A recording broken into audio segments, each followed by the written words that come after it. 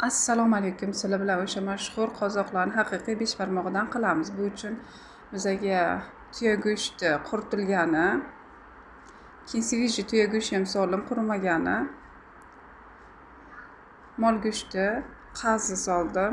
3 xil go'shtdan foydalandim.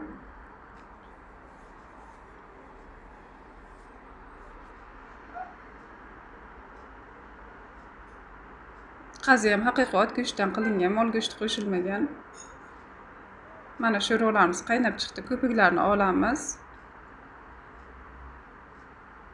Qancha ko'p qaynasa shuncha shirin bo'ladi.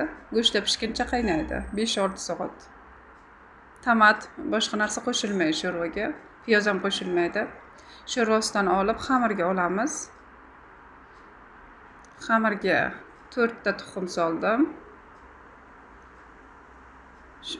O'sha ana sho'rvadan qattiq xamir qo'riladi.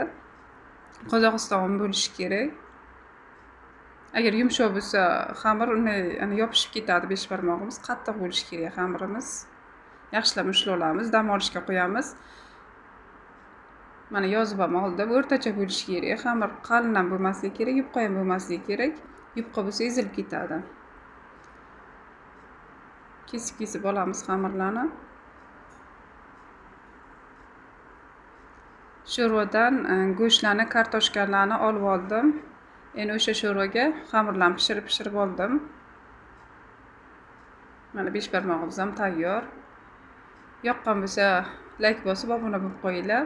Kartoshkalarni, go'shtlarni shunday qilib chiroyli qilib qo'yamiz.